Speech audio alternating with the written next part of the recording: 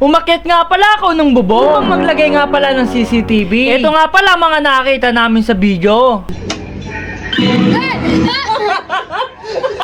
For this video nga pala, ialis na naman kami ni Mama Tampi. Bago nga lahat nga pala, ihatid muna namin yung mga bata. Nandito na nga pala sila sa kanilang eskwelahan. Kaya naman, magpapaalam muna kami sa kanila. Dito nga pala, bago kami umalis, naglagay muna ako ng yelo dito sa tumbler. Dahil nga pala si Mama Tampi, laging nagsusuka. Meron daw nakapagsabi sa kanya na maglagay daw ng yelo and then tikman daw ito at papakin. Pag nakakaramdam daw siya ng pagsusuka. Nandito na nga pala kami sa SSS. Meron nga pala kami dito aayusin. Bago nga pala lahat ay nag-withdraw nga muna pala ako. Kasi nga pala magbabayad nga pala kami ng 3 months ng hulog. Kaya naman 10k nga pala ang withdraw ko. Ang tawag nga pala dito ay maternity. Dito nga pala ako na nga pala nagpipila. Para nga pala hindi mahirapan si Mrs. Bawal nga pala mag-video sa loob. Kaya naman tapos na nga pala kami. Hulaan nyo nga pala magkano makukuha namin doon. Kaya nga pala 3k nga pala yung pinili namin hulog kada buwan. So nandito nga pala kami sa isang pamilya. Nagpapalipas oras nga pala kami dito mga katampi. Dahil nga pala susundin namin mga bata maya para isang nakaraan na lang mga katampi dahil sayang nga pala ang battery. Dito nga pala tamang merenda nga pala kami dito ng siomai. Pagkatapos namin kumain na naglalakad-lakad na nga pala kami. Ang dami nga pala namin dito nakita na pang baby. Bumili na nga din pala ako ng ganito kasi daming balahibo ng pusa sa amin. Meron nga pala ditong inidora na pang baby din. At paglingon ko pala sa bandang kaliwa, grabe, sobrang dami na pang baby. Yan tuloy, napapa-excited talaga ako. Gusto ko sana ay babae. Sana nga pala ay maging babae na ito. Sa palagay nyo mga katampi, ano kaya magiging gender nito? Excited na talaga ako.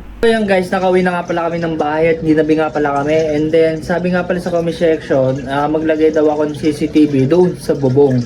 Kaya let's go, tingnan natin kung ano makikita natin sa taas. Kaya so yan guys. Ayan guys, nandito kami ngayon.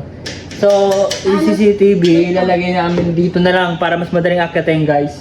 Kukuha na lang ako ng upuan. Kahit ito na lang pala, akit ako doon.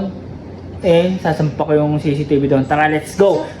So yan guys, tatanggalin muna natin to para makasampa tayo sa taas. Para makakita talaga natin kung sino man yun. Na ako dito guys.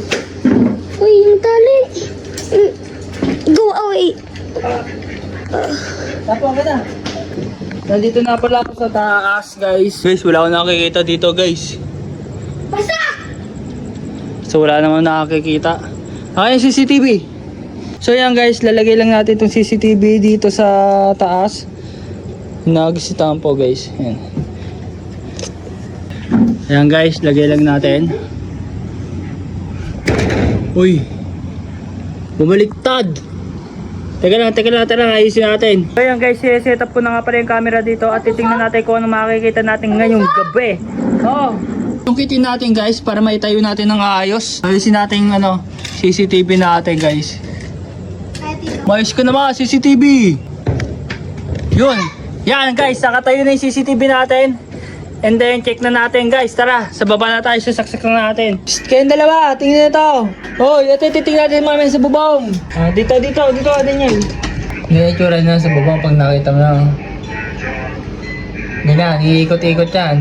Kaya lagi kayo mag-iingat kapag meron kayo mag-iingat ang ano. Ayan o, ito mo yung CCTV dyan. Tingin mo muna. Tingin mo. Tapo. Tingin mo kasi. Tapo yung tignan. Wala naman dyan sa kardan eh.